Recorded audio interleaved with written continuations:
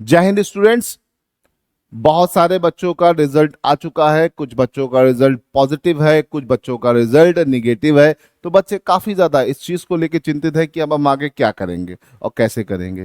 देखो, एनडीए 1 2026 के लिए अब आपको आगे बढ़ना है और इसी का ही रोड मैप लेके आपको चलना है। देखो, चल रहा है अक्टूबर, नवंबर, दिसंबर, जनवरी, फरवरी, मार्च, है ना। 12 अप्रैल को आपका पेपर होना है बेटा, ठीक है। तो 12 अप्रैल के पेपर के लिए अभी अगर देखा जाए तो सीधा सीधा राउंड ऑफ फिगर में 6 महीना आपके पास है और 6 महीने में आप एनडीए की प्रिपरेशन बहुत ही अच्छी कर सकते हो, है ना। और अच्छी बात क्या है कि आप में से ज्यादातर स्टूडेंट्स पहले पढ़ चुके हैं, तो उनके लिए तो ईजी है, सिर्फ उनको रिवाइज करना है। अब नए स्टूडेंट क्या करें, नए स्टूडेंट के लिए यही अच्छा मौका है अपने आप को एनरोल करना है, क्योंकि बेटा यही सबसे अच्छा टाइम होता है कि यहाँ पर आप अच्छे से तैयारी कर सकते हो, है ना। और अच्छे से तैयारी करने का मतलब है आप अपना पूरा दम लगा सकते हो, क्योंकि यहाँ पर आपके पास 6 महीना है, ठीक है। और ये वो 6 महीना है कि यहाँ पर आपके पास टाइम भी है। और अच्छी बात क्या है कि ज्यादातर जो 12th अपेयरिंग वाले बच्चे होते हैं वो इस 6 महीने में बहुत कम एक्टिव होते हैं। वाई? बिकॉज उनका सीबीएसई का क्या होता है, सीबीएसई का पेपर होता है, जिसके चलते वो अपना सारा ध्यान सीबीएसई या फिर बोर्ड्स पर लगा देते हैं। और इस टाइम पर अगर देखा जाए तो अप्रैल वाले अटेम्प्ट में बच्चे कुछ कम ही रहते हैं कंपेयर टू सितंबर। एक्टिव फॉर्म तो सब भरते हैं, लेकिन एक्टिवनेस आपको अप्रैल वाले अटेम्प्ट में आपको कम मिलेगी। तो आपको ये ध्यान रख करके चलना है कि अब यहाँ पर ज्यादा बच्चों को फोकस करना है अब की बार पे। ये आपके लिए पूरा 6 महीने का टाइम है, इस 6 महीने में आप अच्छे से अपनी तैयारी कर सकते हो। अगर आप कोई बैचेस ज्वाइन करना चाहते हो तो टारगेट डिफेंस एकेडमी के बैचेस शुरू हो चुके हैं, आप इनको ज्वाइन कर सकते हो। 0 से 100 का टारगेट लेके हम चल सकते हैं और आपको एक एक चीज इन एंड आउट हर एक चीज को समझाएंगे।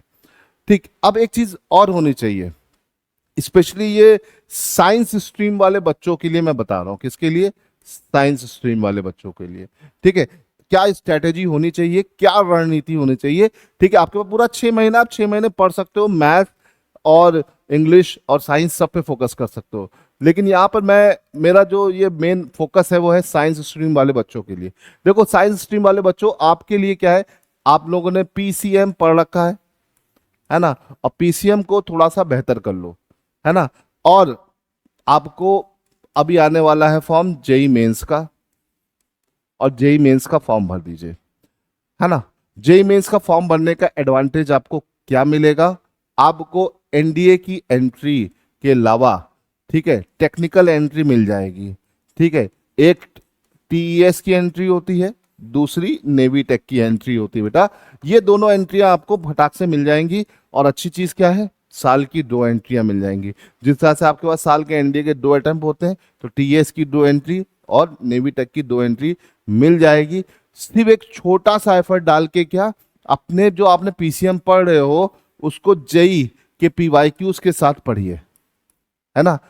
जेई के पीवाईक्यूज लगा के पढ़िए तो आपके लिए और बेहतर रहेगा, ठीक है। तो आपको सिर्फ थोड़ा सा एक्स्ट्रा एफर्ट डाल लोगे बेटा तो आपको अभी सिर्फ साल के 2 अटेम्प्ट मिलने हैं एनडीए के। लेकिन अगर आपने जेई में अच्छा परसेंटाइल स्कोर कर लिया, जैसे कि 85 से 90 परसेंटाइल के बीच अगर आ जाता है, तो आपको बहुत एडवांटेज है, आपकी कॉल आ जाएगी, ठीक।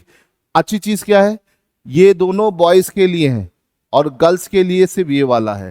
तो गर्ल्स को थोड़ा ध्यान रखना है कि भैया वो नेवी टेक के लिए एलिजिबल हैं, उनके पास साल की चार अटेम्प्ट हो जाएंगे, 2 एनडीए के, 2 नेवी के। और जो बॉयज हैं उनके पास अब साल के कितने अटेम्प्ट हो सकते हैं? 6।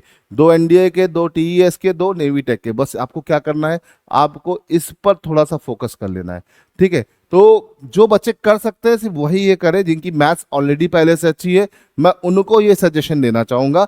बाकी कोई बच्चे इसके चक्कर में ना पड़े, क्योंकि बेटा इसमें काफी रिस्क है। क्योंकि आप जब जेई की तरफ बढ़ते हो तो जेई काफी हार्ड हो जाता है ना। स्पेशली जब आप पीसीएम को मेहनत करते हो, और यहाँ पर आपकी जो केमिस्ट्री है वो आपको 11th 12th की ही पढ़नी पड़ेगी। एनडीए में आपकी 11th 12th वाली लेवल की इतनी हाई लेवल की केमिस्ट्री नहीं आती है, लेकिन यहाँ पर केमिस्ट्री का लेवल अच्छा रहता है, जिसके चलते आपको थोड़ी सी समस्या आ सकती है।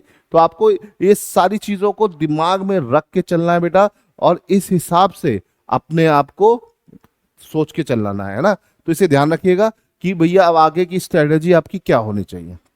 ठीक है, तो आगे की स्ट्रेटेजी आपकी एकदम क्लियर होनी चाहिए कि भैया अगर तुम्हारे पास अब यहाँ से 6 महीना है तो एनडीए के साथ साथ आप जेई को भी थोड़ा सा लेके चलोगे तो आपका एकदम बैलेंस्ड चीजें होके चलेंगी। और हो सकता है आपको तो ऑफिसर ही बनना है, तो अगर खड़ग वासला नहीं मतलब एनडीए के थ्रू नहीं जा रहे हो तो टीईएस या नेवी टेक के थ्रू आप कमीशन हो जाइए, तो आपके पास ऑप्शन ही ऑप्शन है। ठीक है, आई होप कि ये वीडियो आपको इन्फॉर्मेटिव लगी होगी। तो इस तरह की और वीडियो के लिए हमारे चैनल को सब्सक्राइब कर लिए और टेलीग्राम चैनल को भी ज्वाइन कर लीजिए, क्योंकि इसके कोई भी नोटिफिकेशन आते हैं तो हम आपको तुरंत बताते हैं। ठीक है, और वीडियो अच्छी लगी तो लाइक और शेयर जरूर कर दीजिएगा। जय हिंद।